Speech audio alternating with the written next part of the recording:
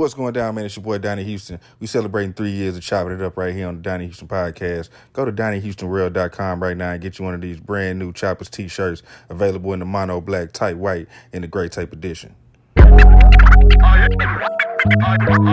Yeah, man, it's Donnie Houston podcast. I am Donnie Houston. Check it out. Before I introduce today's guest, I need everybody watching this to go to DonnieHoustonReal.com, man. Order the brand new DHP Choppers t-shirt. We got that in white, gray, black. You know what I'm saying? This is it's a 3-prong rim. We celebrating 3 years over here at Donnie Houston podcast of chopping it up. You know what I'm saying? So go get the brand new DHP Choppers tee on DonnieHoustonReal.com. You know what I'm saying? Now check it out. Today's guest is a very special guest, and I've been being real cool since he's been here, trying not to really show how excited I am to have him here, man, because this is somebody, man, I'm talking about, been growing up listening to him. You know, he's somebody that I always say, like, if you want to see an OG, you know, he's like the epitome of, like, Southern OG, Houston OG. You know, the way you see him every time, you know, he got the dub, and he gonna have a whole unit every time you see him. You know, he's never missing a step when it's time to perform. And this been in my head since early this morning. Today I got him here, and he actually got on the ball caps and tennis shoes. Ronnie Spencer, what's going down, man? What's going on, man? What's happening with you? How you feeling? You can slide the mic over to you a little bit.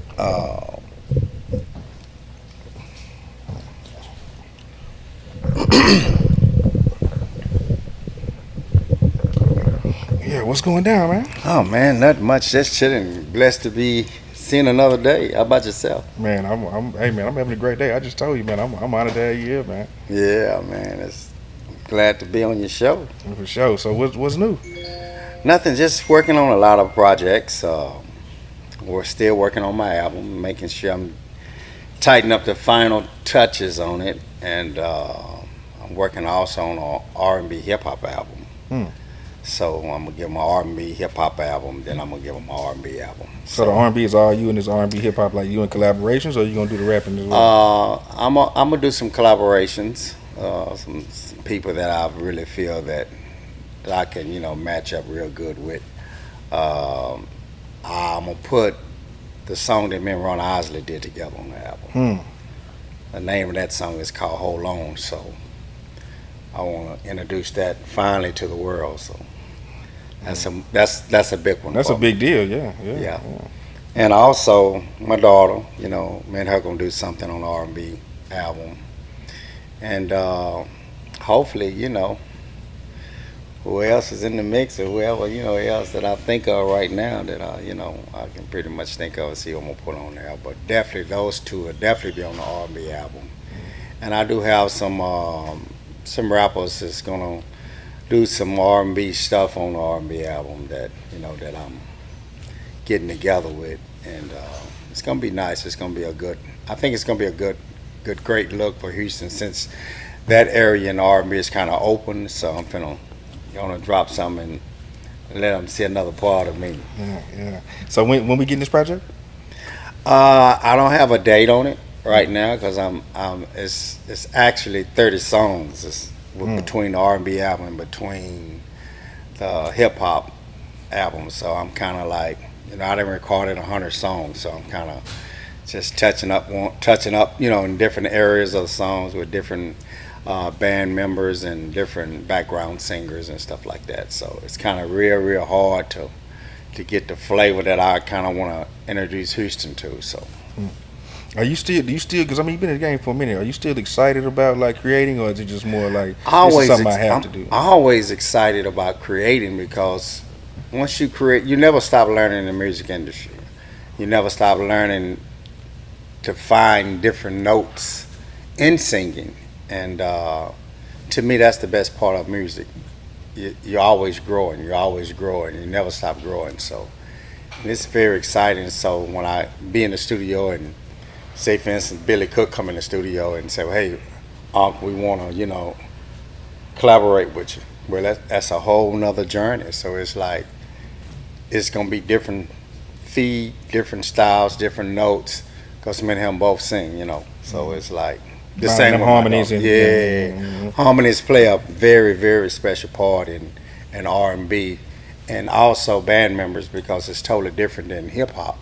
So when you in that recording, people's asking, man, we've been waiting on the album. We've been waiting on the album. They don't understand when you working with R&B, you actually working with a lot of musicians, a lot of singers, a lot of writers. So it takes time so you can, make sure everything is correctly. The notes are correctly, the writing is correctly. So it's a lot of time and it's a lot of patience. So that's the part about the R&B. R&B hip hop. Oh, I sing a hook in 2-3 minutes and they do the rest. I'm good, but when you're working on an R&B project, it's totally different. Yeah, it's a little more intricate, yeah.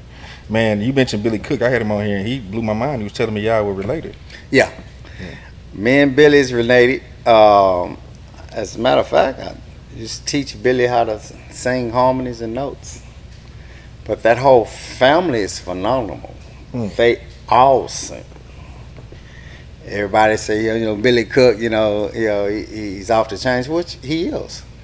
But man, Nate and Chris and the rest of the brothers and nephews if you put them all in the room together, you swear to God, you're looking at the Temptations. Like that? Yeah, they off the chains. They very unique and they all got strong vocal cords. I'm talking about the ladies sing, all the men sing. My sister husband, which is Lindsay, rest in peace, he sing like a hummingbird.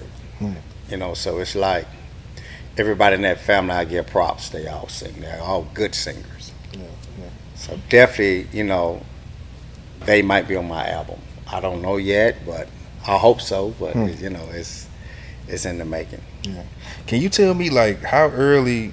Just being around Houston, I know it's from the South Side, but like what neighborhood on the South Side did you come up in?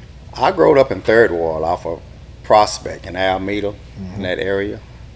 I grew up over there. It was always popping over there. It's still popping over there. It's always have been.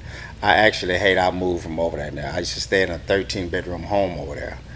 And one day my mom just said, let's move around. I said, okay. She was the type of young lady that liked to move around in the world. So I stayed in pretty much every suburb in Houston. So it's pretty cool. But Third Ward was kind of that was Third Ward is where I grew up at. So you go to Yates and all? You did all that? Or? I didn't go to Yates. Believe it or not, I went to Barbara Jordan. How you end up way over there? Yeah, that's what my mom wanted to put me. She said, "You're not going to Yates." I said, "I want to go to Yates. I'll either Ryan or Miller." Nah, I ain't having you with all them people. You going over there, Barbara Jordan, for career, for education. I see, and nothing I could do. I said, "Yes, ma'am." And I'm kind of glad I went, over there because it was a big experiment over there at that high school. So, and I went on and did my thing. I took up general construction and blueprinting. That's what I majored in college. And then Where you went to college at? Where you went to college? Barbara Jordan was a school in the morning, but a college at night. A lot of people didn't know that. Nah, I didn't know that. Nah. So you in 12th grade in the morning, you doing high school. Nighttime is college. Nighttime I was in the construction joint up there in the wood shop room and blueprint room. Yep. No shit. Are you doing like choir and singing and all this at this time, or like where you at musically? But my life been busy since I got off into music. I was in the choir, sung in church. I worked, and I went to school, and I went to college. So my day was in the morning, 6 in the morning to 12 o'clock at night. Every day. Donnie Houston.